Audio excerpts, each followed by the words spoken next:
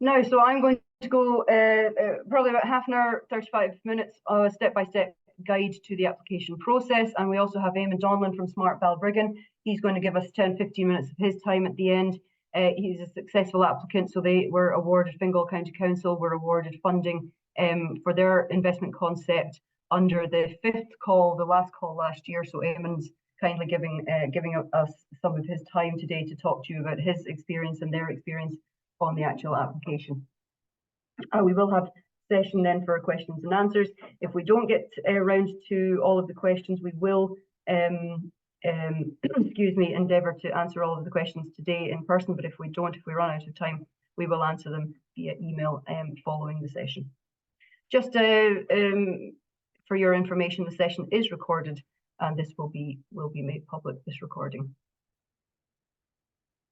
So just a summary reminder of the EUCF. As I mentioned there, we have had a couple of webinars over the last couple of months in terms of the EUCF funding. This is now the sixth call for this funding. So just a quick reminder, it's financial support of €60,000 and it can be used for your own personal in-house developments, consultancy supports, anything that you need in terms of developing your investment concept. It's a lump sum which simplifies reporting requirements in terms of invoices, etc. The lump sum is paid in two amounts. There's 65% that is paid up front. So once your application is successful and you sign the grant agreement, you get 65% of that up front, and the final 35% is paid on delivery of the final investment concept report.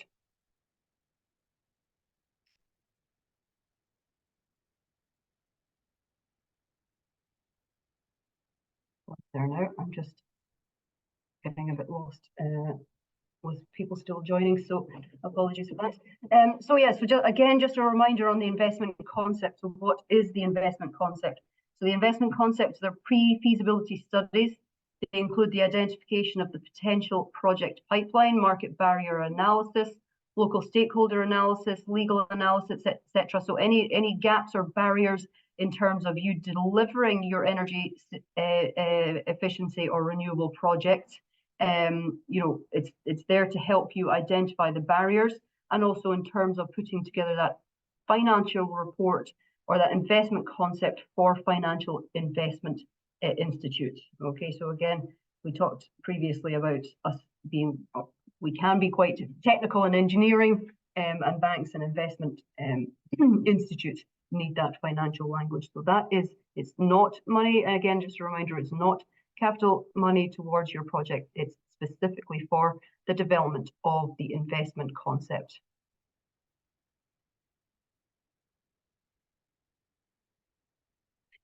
Again, in the eligibility, and again, I'm just going to go through this. So this is the first start. So before you apply can apply, and we're going to go through it step by step in the application process. Are you eligible for the funding? Okay. And there are 5 key areas that you have to check whether you're eligible for. And if you can say yes to all of these 5 sections, then you are indeed eligible to apply for the EUCF funding. So first one there, are you a municipality or a local authority? Are you a public sector entity? So again, the answer to that one should be yes to everybody on the call, because we are targeting obviously public sector bodies or local authorities for this particular funding. Is your municipality or local authority in the EU 27 member states, in Iceland or Ukraine? So again, you should be able to answer a yes to that. Ireland is one of the EU 27. This is the one that has, again, in the past in Ireland, and again, we spoke about it on our past webinars, the number of applications that have been submitted from Ireland. So this is one that was holding up or slowing down applications from Ireland. Do you have a Sustainable Energy and Climate Action Plan, or a CCAP as they're known across Europe, or other local climate and energy plans with mitigation targets? So again, in the last 12 months, you as local authorities have all been delivering and developing your local authority climate action plans. Again, in previous calls, it had to be a CCAP linked to the Covenant of Mayors initiative. So there were some local authorities that would have had a SEEP, or a Sustainable Energy Plan, or a CCAP, Sustainable Energy and Climate Action Plan, under the Covenant of Mayors. a lot of you didn't. Now they have again reduced that need, so it doesn't have to be a CCAP linked to Covenant of Mayors. Other local climate and energy plans with mitigation targets are acceptable. So that now allows a lot more of the local authorities here in Ireland to be eligible for this. Will you be able to provide a proof of political commitment to develop the investment concept? Okay, and I'll go through that specifically in a few minutes when I talk about the application process. So you have to have political commitment.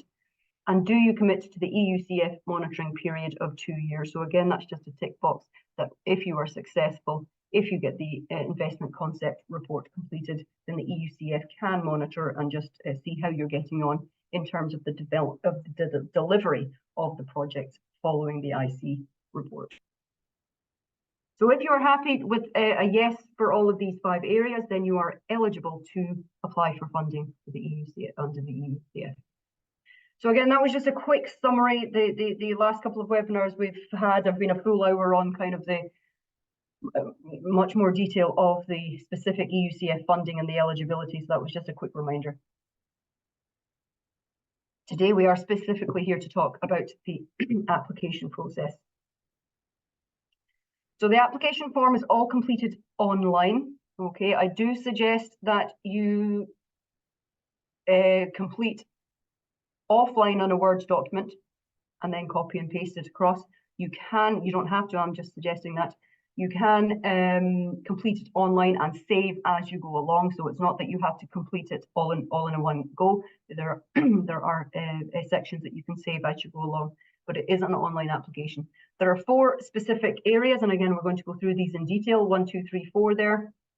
Go through these in detail. And there are the 2 mandatory supporting documents, your CCAP or your local authority climate action plan, and the letter of support from the political commitment, showing political commitment. And again, I'll go through this. So this is the application form. When you log in online, there are 4 sections and 2 documents that you have to upload.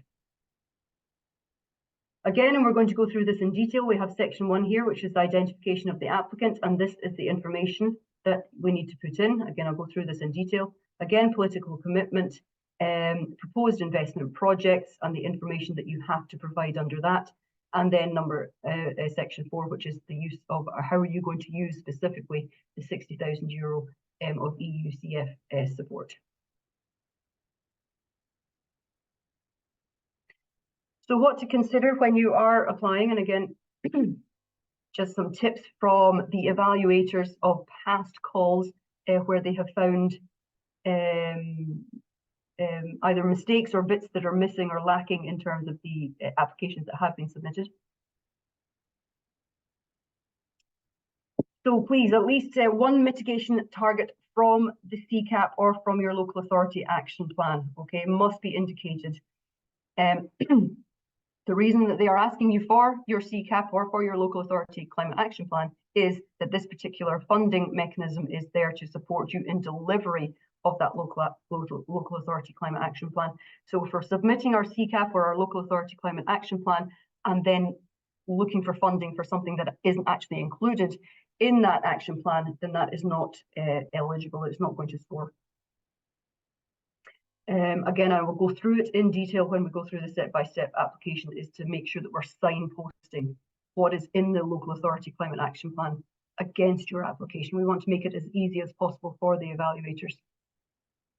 The expected investments and impacts must be summarised per sector in a table. And again, I'm going to show you what that means. There are clear examples. I have 1 example today, but there are a number of examples of the guidelines for applicants.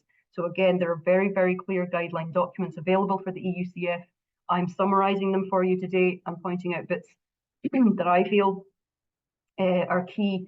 Again, following today's, if you don't have the guidelines following today's webinar, we will send on the slides from today, the recording, and again, the copy of the guidelines for those of you who don't have it. Projects focused on energy efficiency are appreciated in the evaluation. And again, when I go through the step-by-step guide and the evaluation, I will go into more detail about that. But if we are just focusing on renewable energy projects, they are not scored as highly as energy efficiency projects. So energy efficiency first, reducing the energy that we're using before we are producing it renewably is always the way forward. So projects that focus on energy efficiency will score higher. A good description of the governance structure and stakeholder engagement strategy. And again, I'm going to go through this in detail. These two elements are worth 50% of the marks.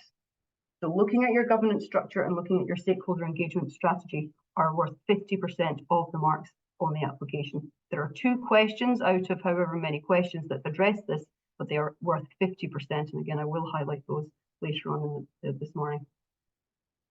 Incoherent and unrealistic figures, okay, for your expected investment size and impact. So again, if we're putting down projects and measures that we are planning on implementing, and we have, I'm going to say, inflated or unrealistic figures against them, then we will score low. Criterion 4 in the evaluation and scoring is all about coherence and plausibility. If the evaluator feels that, again, that the figures are unrealistic to what it is that you're trying to do, then you will not score highly. Applications must be unique and tailored to the local context, okay? So again, and I'll talk about it later on, applications that have very similar or the same types of projects within a region are not going to be funded. And so I do ask, because I do know that some of you have already applied or started your applications online. I can see that.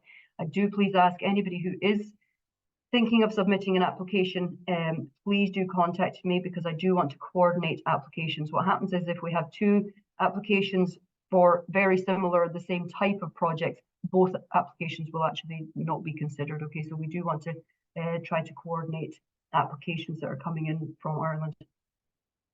Beneficiaries from previous calls cannot apply again. Okay, if you have applied for EUCF funding and not been successful, that is okay. You can reapply. What this is if you have already been awarded EUCF funding in the past, you cannot get it again. So that's what that means. If you have applied and not been successful, that is okay. You can reapply. So once you log into the application, okay, so again, the link is in the slides. Okay, sorry. Point this one out. Okay, eucityfacility.eu. Okay, and you want to go there and you want to register your organization or your local authority. Okay, and once you have logged in, this is what it's going to look like. Okay, and you have a start, you have applications, etc. Okay, so when you log in, you're going to start a new application. Okay, and this is what it's going to look like. There's 4 identification plus the 4 areas there that I've gone through that we need to complete. Okay. As you can see down here, there is a submit button. So once you have everything, you can submit. But as you go along, you can save. So once you've answered one question, if you don't have the information for the next one, you can save your progress throughout the application. Okay. Step 1 then is the identification of the application. That is an automatic application ID that is allocated to your application. Okay, it's nothing for you to worry about. So once you start an application, okay, it will automatically be given an application ID. Nothing for you to worry about, and that is there for you. But whenever you correspond with EUCF about this application, this is the application ID number that you will need. Section 1 then is the identification of the applicant. I'm just using this as an example. My colleague Johan is working on. Okay, so I've taken out most of the information there, but just so that you can see. Again, this is simple, very simple information that you need to submit. In terms of the lead applicant, what country, NUTS 3 and LEU code you are, again, are all automatically assigned. There are drop-down menus. We are Ireland. NUTS 3 is the region that we are in. So again, there's a drop-down menu. You will know what region you're in when the drop-down menu is there. Are you in the southeast? Are you up in the north, in the Midlands, etc.? Okay, so you choose your region. Within that region, it will then give you options of your local authorities within that region. Okay, so this particular one that I'm showing today is Carlow. And again, once you have chosen these, your LAU code is automatic. Okay, so you do not need to worry about whether you know your LAU code or your NUTS 3 codes. It is all automatic. Once you've chosen your country, drop down menu, your region, and your local authority, excuse me, all of the rest are automatic. Excuse me, guys, I have a bit of a cough and a sore throat today, so apologies, I'm sipping water through this. Population size, okay, so that you do have to put the population size in for your local authority region or for your county, okay, and again, the population is used throughout the evaluation process, which I'll talk about a little bit later in terms of the per capita impacts of your project, okay, so you do want to put in the population size of the county or the local authority area that you're working in. Then, very simply, your organization, your contact details here. So couldn't be more straightforward, okay? So that is section 1, okay, of the application form. Section 2 then is the political commitments, okay? So again, we mentioned earlier, you have to submit your sustainable energy and climate action plan or your local authority climate action plan, okay? And you have to show political commitment. So this is section 2. So the first one here, commitment to mitigation targets.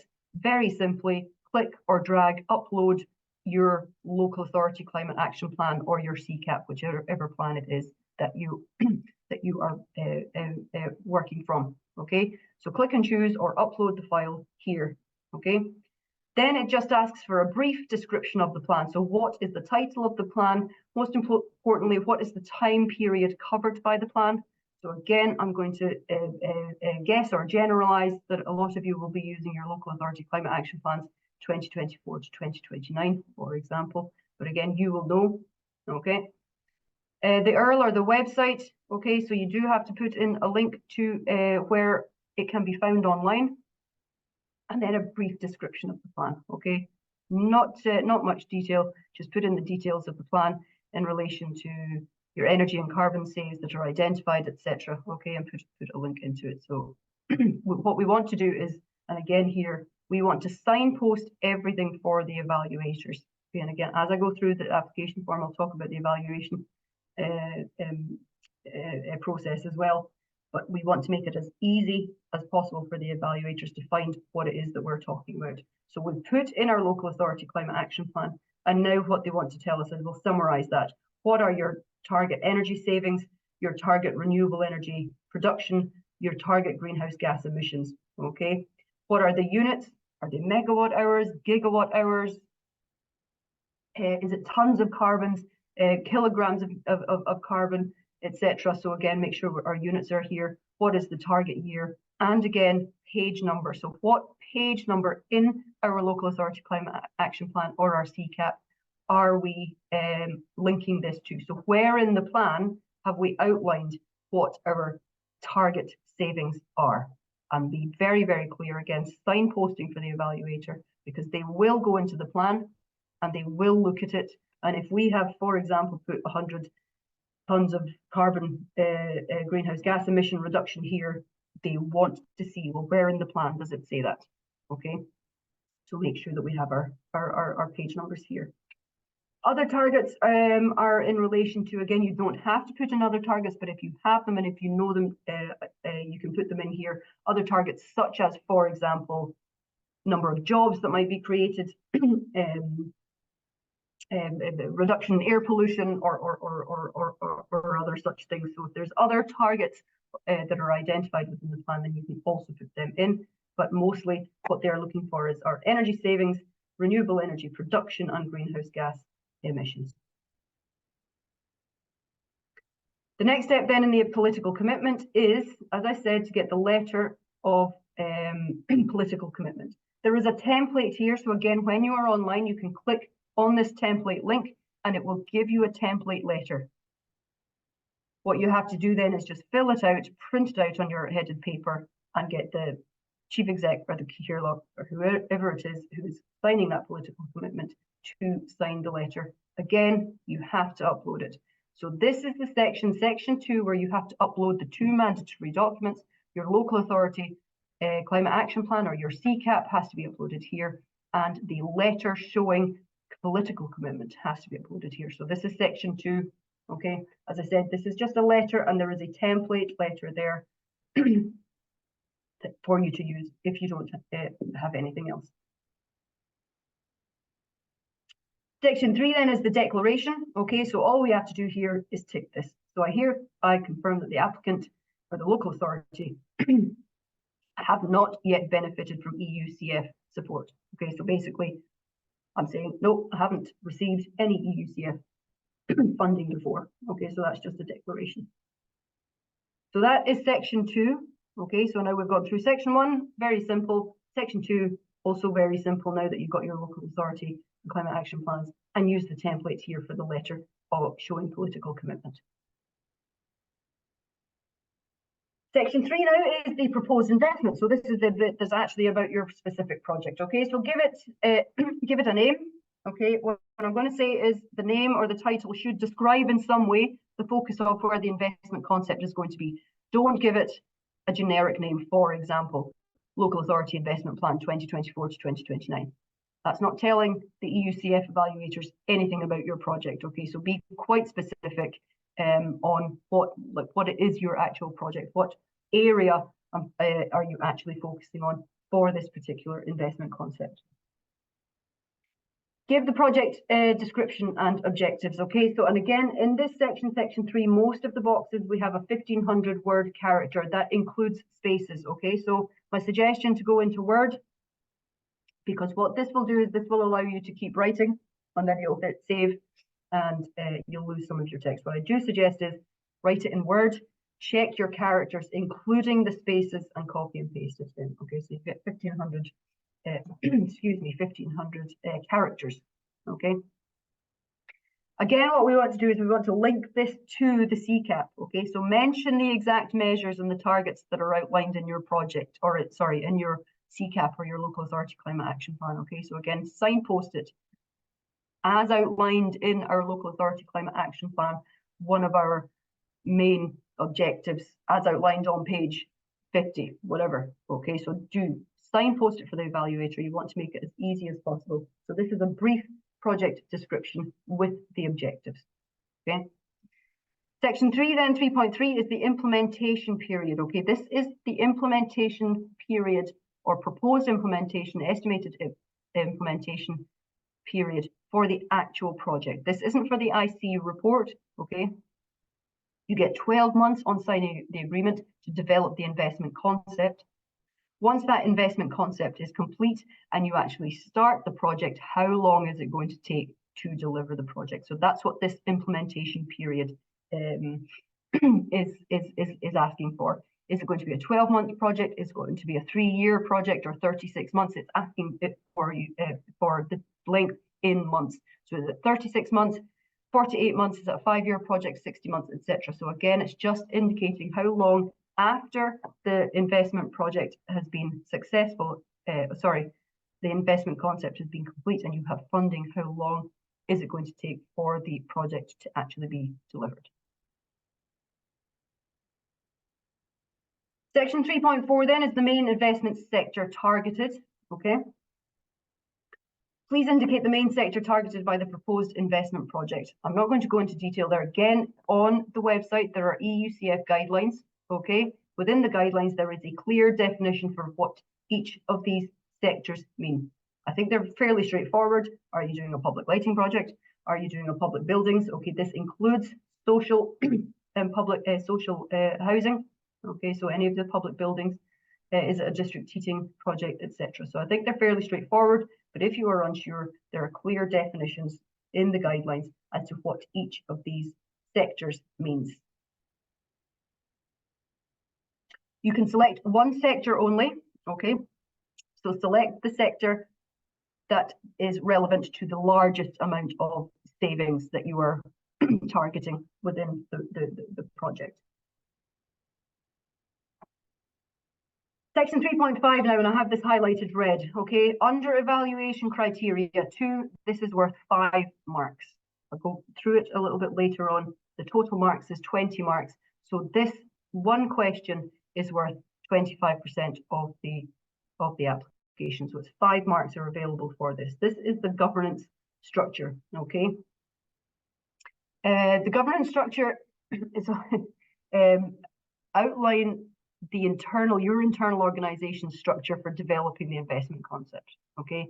So what are your internal capacities as the applicant to deliver and oversee the investment concept? What are the roles and responsibilities of the key people involved in this project? What is the governance structure within your organisation? How are decisions made within the organisation?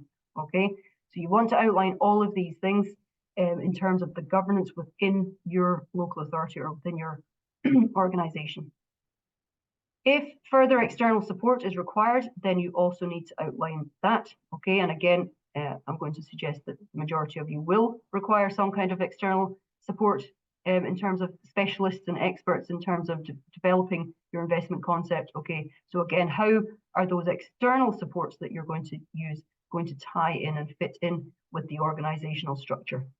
We're going to, in a few minutes' time, go through the specific step-by-step of the governance evaluation criteria. But again, it's very, very clear. We've got 1,500 characters, including spaces, okay?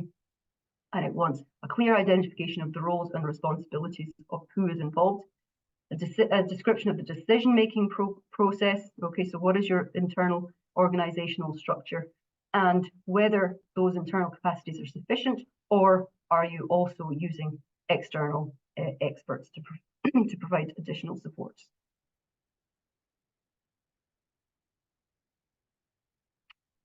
3.6 then, and again, I've highlighted this. This is evaluation criteria 3, and it's worth another 5 marks. So as I mentioned earlier, another 25%. So 3.5 and 3.6 together are worth 50% of the scores. This is the engagement of stakeholders. Okay, so for the stakeholders, you need to describe who are the stakeholders, who are the most relevant stakeholders internally, but most importantly, externally to you as the local authority. Who are the external stakeholders that you will need to engage with and work with to make sure that we have delivering a successful project? You also want to include an overview of the planned activities and how you're going to communicate with those stakeholders, okay? So how are you going to engage with them to help you develop the investment concept? How many times during the 12-month IC development are you going to engage with them? How are you going to engage with them? What are the communication tools that you are using? Okay, so again, in a few minutes when I go through the evaluation criteria, we'll go into in a bit more detail. But again, it's very clear, the identification of relevant stakeholders. Okay, so who are the relevant stakeholders for the proposed investment concept? A brief description of the needs and expectations. So what is it that you need or that they will need from you in order to support you and in order to develop and deliver? And a brief description of, again, the strategy in terms of the planned engagement activities, okay? Their objectives, the timings for implementation. So how is it you're going to communicate and engage with the stakeholders? Okay, again, we're limited to 1,500 characters. So again, I suggest to write it in the word in Word and count your characters. 3.7 now is the intended measures. Okay, so this is the crux of what you're actually doing. Okay, so this is, well, what is it we're actually doing? There are a number of examples in the guidelines. I have one on my next slide, just to give you an example. But this is where you outline the actual measures that will require financing through the investment concept. Okay, you have to put the sector down, the costs, the energy savings, renewable energy production, and the where applicable, and the greenhouse gas. Again, I'm going to show you a clear example in a minute. So there are a good number of examples in the guidelines, and I'll show you one in a second. So in other words, what are the actual activities that will be delivered in order to reach the objectives of savings outlines? Okay. There's also a comments page section here, okay? So once you have, because this is just purely numbers in this table, and again, I'll show you, understand on the next slide, more examples. This is just a numbers table. There is also a comments section here. So if you want to add a little bit more information or give them a little bit more detail on each of the measures, you can add it here in the comments section. So just to give you an example, so here's one example. This is in the guidelines. I've just taken it straight from the guidelines. Again, there's 4 or 5 examples there. So intended measure, again, we'll just go back to here. So we've got intended measure, the investment sector, the cost, energy savings, renewable production, and greenhouse gases. So this is in a table. So for example, we're going to insulate external walls, roof and cellars, and replacement of windows in a number of school buildings. okay? The investment sector, again, there's a drop-down menu. It's public buildings, including social renting. So again, if we go back up to our main investment sector, okay, it's the same sectors that we've mentioned here, okay? So there's a drop-down menu here. Public buildings, schools are public buildings. Investment cost is going to be about €3 million to insulate all of the walls and roofs in the school. Estimate to save 2.5 gigawatts of energy. There's no renewable production under this particular measure, and we're 2.5 gigs of energy is going to save 550 tons of CO2. Okay. Be careful, two things of the units. So the units in energy and renewable is in gigawatt hours, and the units of greenhouse gas emissions is tons. Okay, so whatever your report of or whatever your figures are, make sure you're converting and reporting the energy savings and the greenhouse gas in the correct format. They, EUCF, want it in gigawatt hours and tons of CO2. Also be very careful that we're not double counting, okay? And you'll see here that we've got energy savings in these measures and renewable energy production in this saving, okay? Be careful not to double account. Evaluation criteria 4 is all about the coherence and plausibility, okay, of the numbers. Make sure the numbers make sense and that they're realistic. If we say that we're going to save, for example, 2 gigawatts of energy by putting PV, that doesn't mean that we're also saving 2 gigs of electricity. Okay, so we're not putting 2 gigs of energy savings down under electricity and 2 gigs of renewable energy production as a simple example there. So we don't want to be double counting. Okay. What we do want to be, however, and again, what will score us higher is be very specific about the measure. So again, you can see here we've got insulating, we've got replacement of heating and cooling systems, installation of photovoltaics, and replacement of public lighting. Okay, but we don't have any numbers. Okay, how many buildings are we expected to be doing for €3 million? How many buildings do we need to do to save 2.5 gigs? So if we have this information, okay, what were these calculations based on, or what is the, what's outlined in the report? How many public lights are we actually going to upgrade for €600,000 that's going to save 80 tons of CO2? Okay, so when we see the number X here, for example, okay, put in the actual specific detail. Okay. Hi, Alex. Just giving you a time alert there. It's 25 to 1 there now. Okay, thanks, Ailish. Okay, application investment project 3.8. So again, I've highlighted this in terms of valuation criteria 1.6. This section here is worth 2.5 marks, and this is 1.7 worth 1 mark. Okay. The expected investment size comes directly from the table that you have just filled out. Okay, so the table that you filled out is giving an investment cost, it's giving energy savings, etc. These figures are all to match here. Okay, so your 3.8 is the investment size, and 3.9 is the expected impact. These figures have to match our tables. Okay. Just to be clear that the investment size, okay, this is not the €60,000 that's coming from the EUCF. This is the investment size for your capital cost, for your project proposal. Okay. I mentioned already, you can also include the other expected impacts. So again, for example, number of jobs, it's here, job creation, reduction of air pollution, etc. So if you have other impacts that this project is going to make, then do include them in here. The size of the, in terms of our evaluation on our impacts, okay, we've got 2.5 marks and 1 mark. Okay, so the size of the impacts are evaluated. Okay.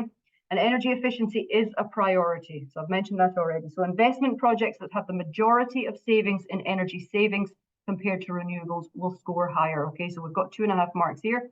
What I mean by that, for example, we've got a total of 9 gigawatt hours of impact here in terms of our energy, 7 gigs and 2 gigs. So we've got a total impact. So our total impact is going to be 9 gigawatt hours. Okay. But 7 over 9, or a much higher proportion, about 65% of the of the impact is in terms of energy savings. That is going to score higher. Again, the overall or estimated thing is if we have more than 50% of our impact in the energy savings category, then we are scoring higher. In other words, if we had it the other way around, if we had 7 gigs under renewables and 2 gigs under energy savings, we would not be scoring highly. That is not going to score high. Energy efficiency and energy savings is the priority for this funding and will score higher. So there's specifically 2.5 marks in terms of the energy efficiency impact. Again, potential for replication and upscaling, there's 1 mark. Okay, and again, you do have to include, like, just outline what is the potential for replication or upscale. So again, for example, if you're a local authority, there are 32 or however many other local authorities, is something that you're going to do. Can that easily be replicated across the other local authorities? Or can it be replicated again across other sectors?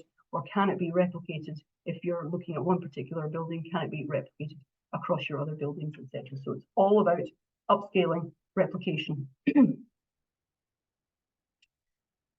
That's section 3, and I'm short on time or I'm conscious of time, and that's section 3. That is the main crux of the application, and we've gone through that in quite a bit of detail. Section 4 then is very, very simple, tick boxes. Okay, so activities funded, this is where it's asking you specifically, well, where are you going to spend that €60,000 that the EUCF?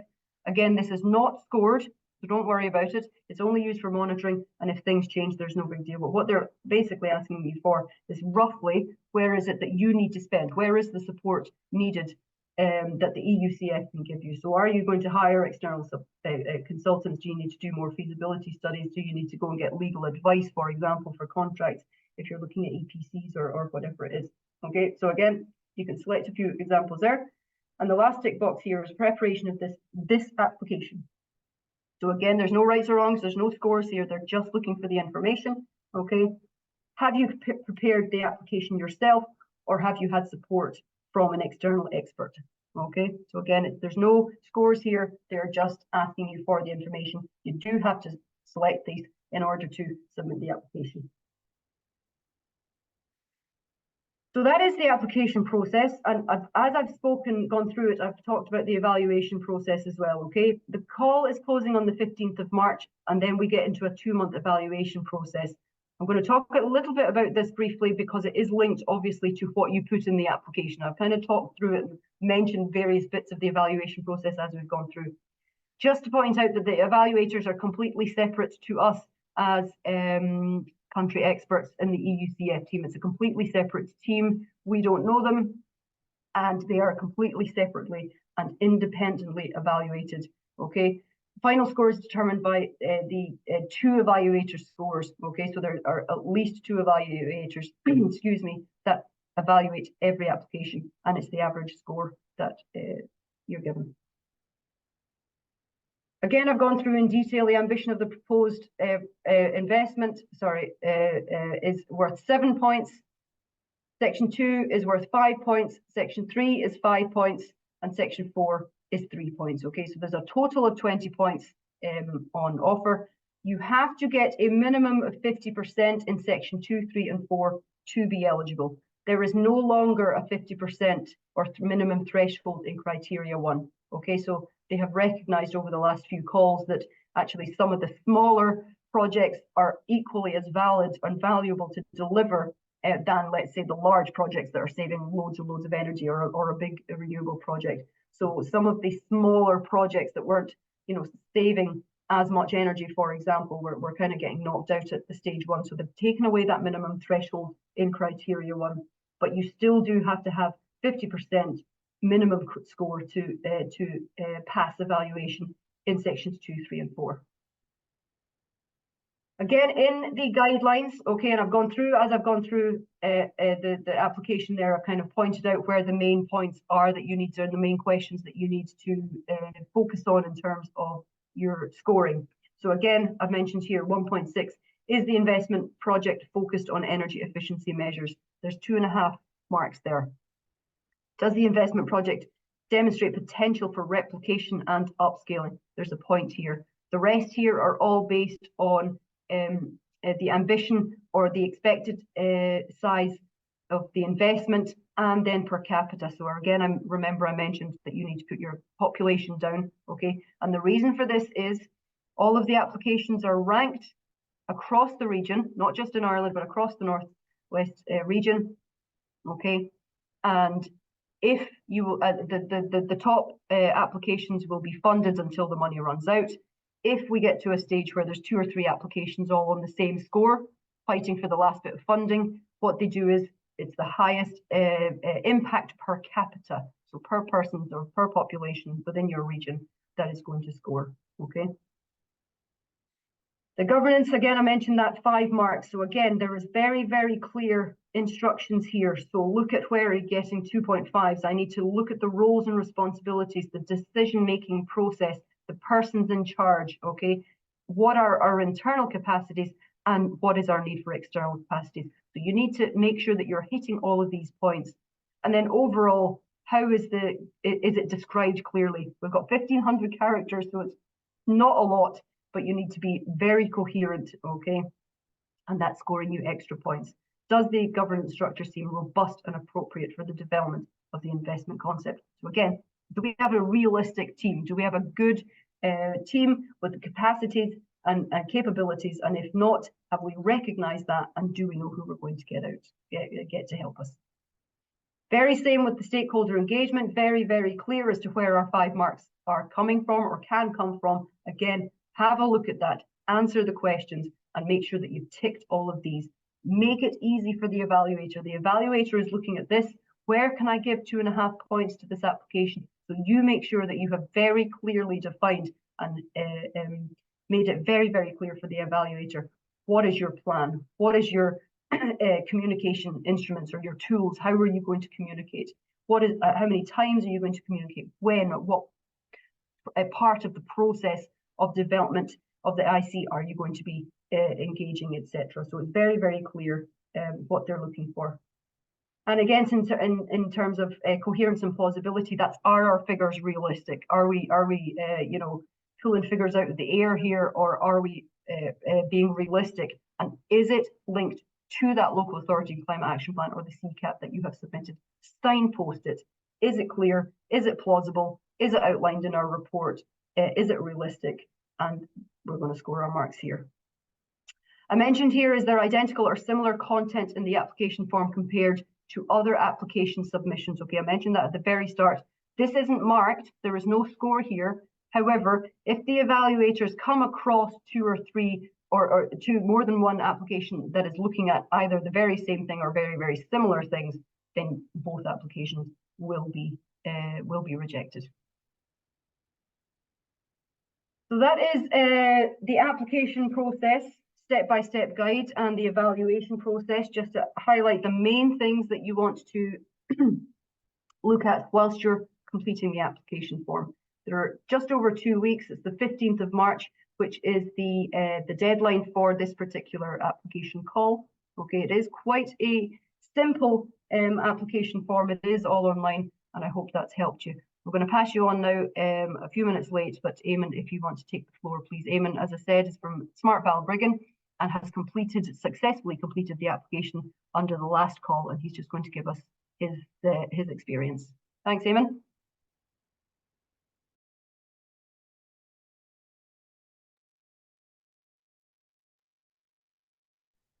Hi there. Good afternoon, everybody. Thank you for taking the time. I will share our experience with you here. So I'm Eamon. I'm with Smart Balbriggan, which is an initiative between the Connect Center and Fingal County Council in Fingal. So just to give you a little bit of context about how our project came to fruition, with this partnership, we're obviously looking at ways that we can support the initiatives of Fingal, and one of which is the decarbonization zone within the Climate Action Plan, which is obviously one of the key initiatives for the region. So we were kind of utilizing the decarbonization zone and the focus of the smart districts to develop data analytics programs and offerings to support reducing of emissions and environmental sustainability projects. So those are kind of the two kind of core functions of why we started to apply for, for this funding. There's probably various different reasons why each of your organizations would choose to do so. So, I think the context is important, but the experience of going through the process is kind of ubiquitous, right? Regardless of why you're here or how you came to this point. The process of going through the application, as Alex just defined, is pretty much similar. So I just wanted to share a little bit of what our experience has been, and of course, happy to answer any questions as well. So the first thing we did was kind of, okay, we identified the opportunity, and then we almost immediately analyzed our internal skills gaps and said, okay, how much can we take on?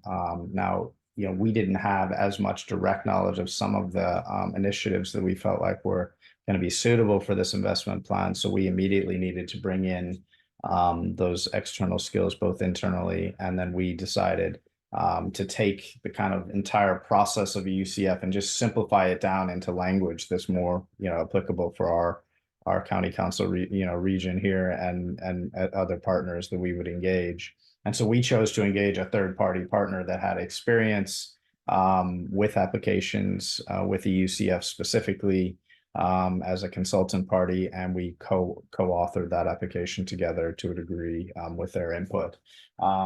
So it made it a little bit easier because they had some of the knowledge of the process that existed, and they were able to offer us some insights and some advice on how to go about that.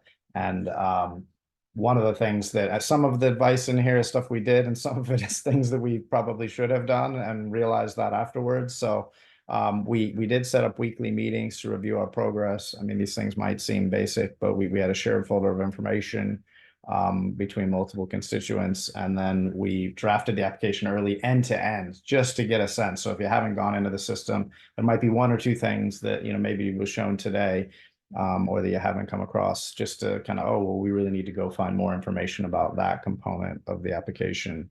And so we kind of focused on trying to identify those gaps as well. Examples of the information to gather, there are others. This is, kind of the overview, as she had stated. The requirements are the climate action plans.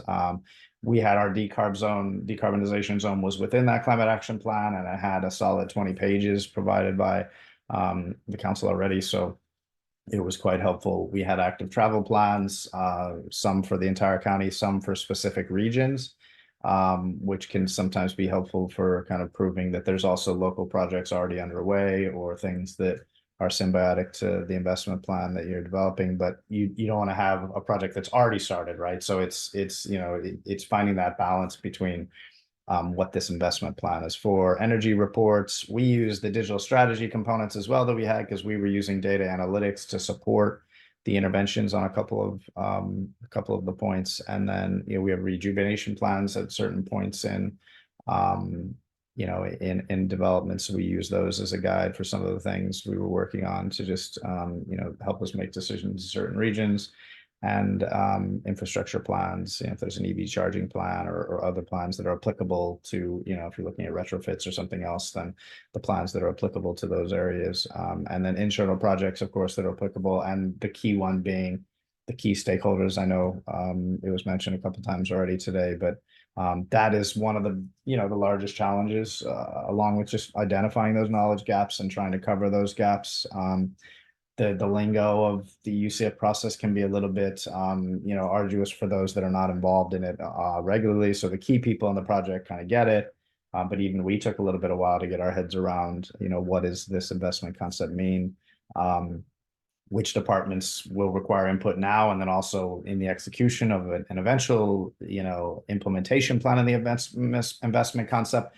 The propensity exists to go, oh, well, we wouldn't need operations or that department or whatever it may be until we actually get the investment concept, but at least getting one meeting or one piece of input on early, so they're at least aware this is happening, and then down the line, it's not a huge surprise, has been helpful in our engagement since the funding was secured. And then just aligning the realistic actions to the reduction of emissions and making sure you can reach, these are the actions we think will help, but will they reach the emissions required for for the project, or the energy efficiency for the project, as detailed so far on the call. And then kind of resisting the urge to solutioneering. Obviously, there's a lot of detail in here, so you do have to provide the details of what the investment plan is going to cover, but also having enough flexibility to remember and remind yourself that the translation in kind of most county councils is the business case, right, as opposed to investment plan. That this is not the final project plan for implementation. It is the investment case to make it easier to find funding for these types of initiatives. So those are some of the challenges we faced. And the last bit is just, some of those hurdles, the kind of big hurdles to cross, are just defining that core problem so it aligns with the EUCF guidelines. So we just, every time we did a new draft of something, we just pulled up the EUCF guidelines and said, okay, we're a funder. So I think the best piece of advice would be just have somebody. It's not, it's not easy for everybody in the group, but whoever is kind of leading the project, or have another person play devil's advocate in this role that is always the EUCF funder. Say, okay, but through the funder's eyes, who's reading this application, does it fit to the current climate action plan? Is that problem defined? Is it cohesive? So having one person play that role of being the EUCF application approver can be helpful. And then just internal buy-in, getting the time of the stakeholders, and trying to convince them it's worth the time now, even though the investment plan is going to take a year, and then after that funding, and then after that implementation. But the potential for better quality and increased funding is worth the time now. Take a little bit of time now. And what we did is we said, look, we want you in meeting 1 and meeting 5, and we'll deal with everything in the middle. So we tried to keep it simple for the key stakeholders we needed, and made sure we got the right buy-in internally beforehand, to the best of our ability. So that's just kind of an overview. Happy to answer any questions now, or my contact information is here as well, if somebody has some questions as they go through the process, and would like to reach out. So I guess I'll toss it back over to Alex and see if there's any questions. That's great. Thanks a million, Eamon. Thanks for that. And Eamon's obviously the most up to date experience, successful experience. So any questions I'm just looking at the chat group. If you've got any questions, we've got a few minutes now for a Q&A session. If there's any questions, please put up your hand or unmute yourself and shout out. We don't mind at this stage, or if you want to type them in the chat group. I see there's one question there that I'll start with. So Frank, can you submit 2 applications from the one organization? So yes is the answer. You can submit 2, but you will only be funded for 1. So you can only, as a beneficiary, be awarded one of the 60,000 euro, let's say, awards. So what I'm going to suggest is don't compete against yourself and put the resources into 1 application. You can submit however many you want, but you will only be funded for 1 application. So we have a few minutes there. If there's any other questions for either myself or Eamon on his experience.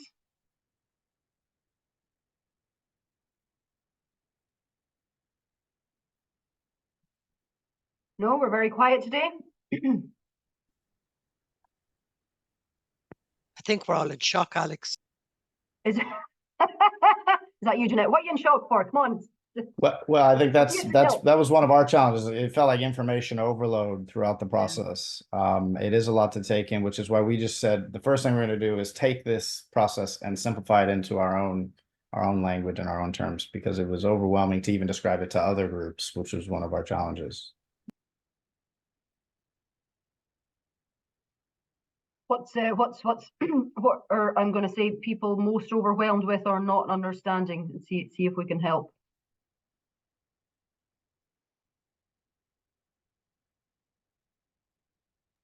I suppose it's the entirety of the project, and the process that's involved. So it's exactly like Eamon says, we need to go off and digest it and break it down then into bite-sized chunks. Yeah.